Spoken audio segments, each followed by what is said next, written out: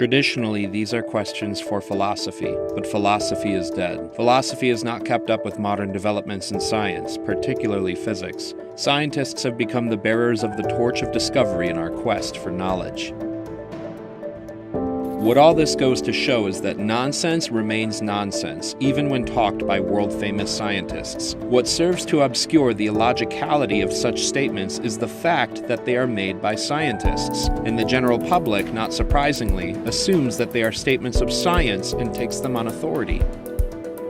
That is why it is important to point out that they are not statements of science, and any statement, whether made by a scientist or not, should be open to logical analysis. Immense prestige and authority does not compensate for faulty logic.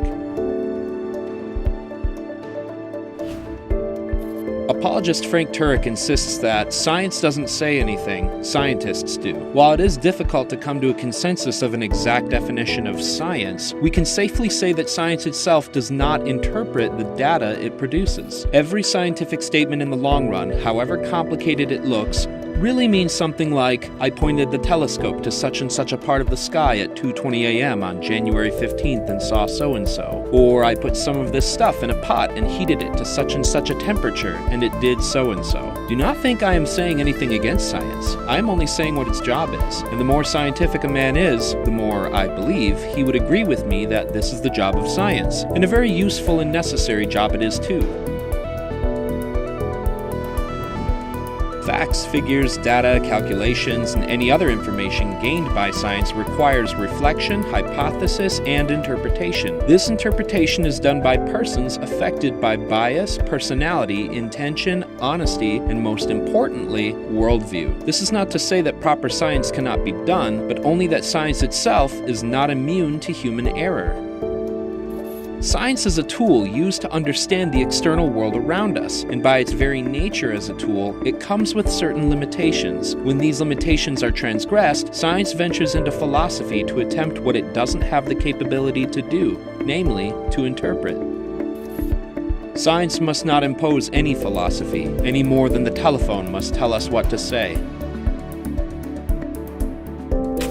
The idea that science alone has the ability to both gather and interpret information has become a worldview known as Scientism. Scientism, similar to logical positivism, claims that only that which can be empirically verified, tested, or measured should be taken into consideration when seeking truth.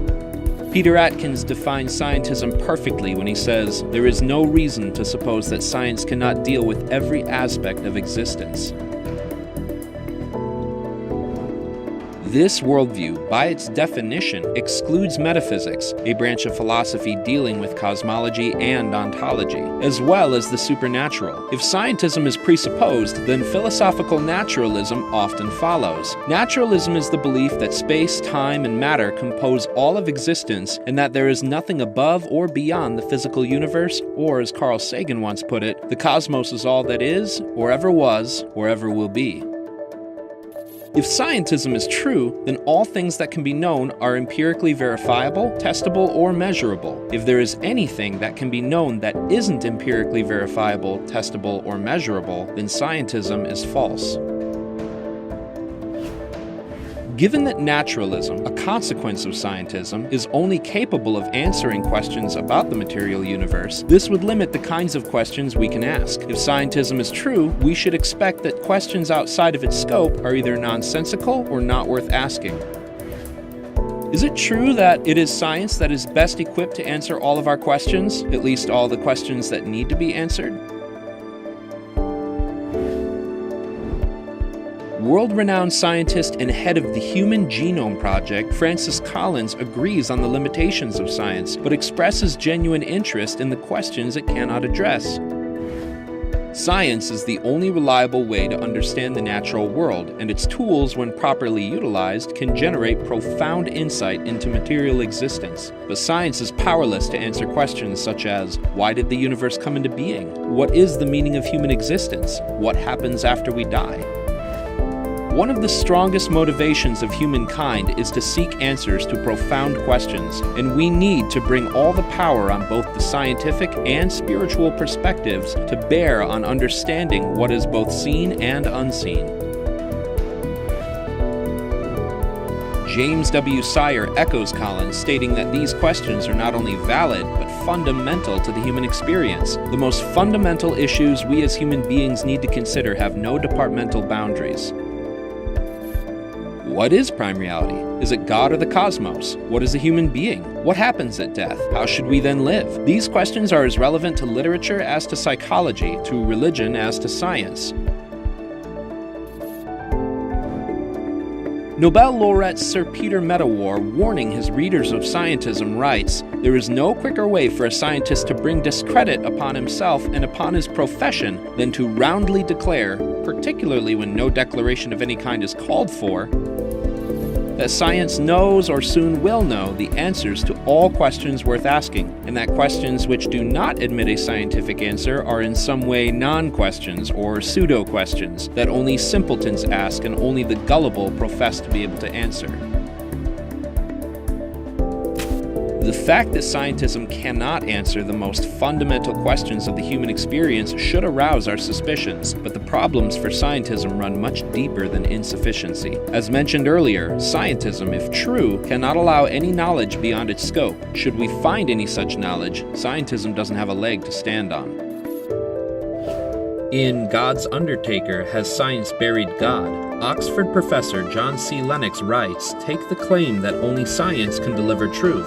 If it were true, it would at once spell the end of many disciplines in schools and universities. For the evaluation of philosophy, literature, art, and music lies outside the scope of science strictly so-called.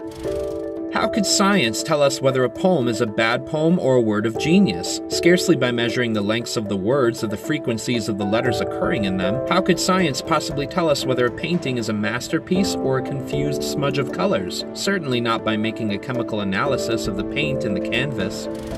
The teaching of morality likewise lies outside science. Science can tell you that if you add strychnine to someone's drink, it will kill them. But science cannot tell you whether it is morally right or wrong to put strychnine into your grandmother's tea so that you can get your hands on her property." In April of 1998, Christian philosopher William Lane Craig debated atheist Oxford professor of chemistry Peter Atkins on the existence of God. Atkins asks, Do you deny that science cannot account for everything? Craig replies, "Yes, I do deny that science..." So what can't it account for? to which Atkins probes, So what can't it account for? Having taken the bait, Craig reels in Atkins with a powerful response. "I think there are a good number of things that cannot be scientifically proven, but that we're all rational to accept. Let me list 5. Logical and mathematical truths cannot be proven by science. Science presupposes logic and math, so that to try to prove them by science would be arguing in a circle. Metaphysical truths, like there are other minds other than my own, or that the external world is real, or that the past was not created 5 minutes ago with an appearance of age, are rational beliefs that cannot be scientifically proven. Ethical beliefs about statements of value are not accessible by the scientific method. You can't show by science whether the Nazi scientists in the camps did anything evil as opposed to the scientists in Western democracies." At this point, Atkins appears as a deer caught in the headlights, staring into an audience captivated by Craig. Craig continues, Aesthetic judgments, number 4, cannot be accessed by the scientific method because the beautiful, like the good, cannot be scientifically proven. And finally, most remarkably, would be science itself. Science cannot be justified by the scientific method. Science is permeated with unprovable assumptions. At the end of Craig's 5-point answer, the moderator turns to Atkins and quips, "Put that in your pipe and smoke it."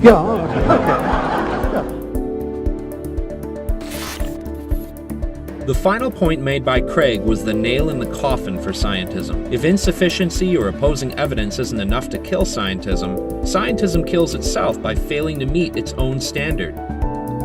When statements fail to meet their own criteria of validity, they are self-refuting. To recognize if a view has suicidal tendencies, first, pay attention to the basic idea, premise, conviction, or claim. Try to identify it.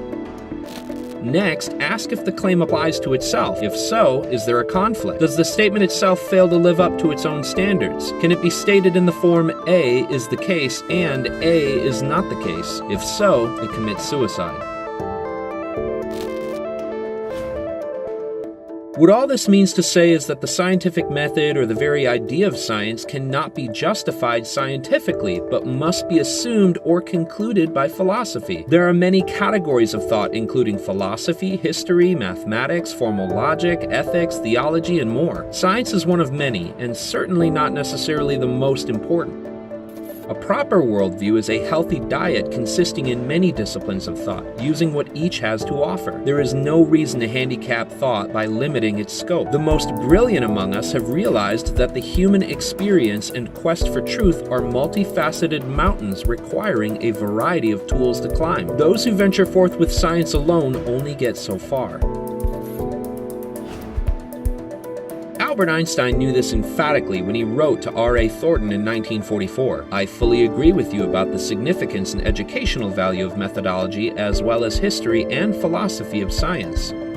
So many people today, and even professional scientists, seem to me like someone who has seen thousands of trees but has never seen a forest. A knowledge of the historic and philosophical background gives that kind of independence from prejudices of his generation from which most scientists are suffering.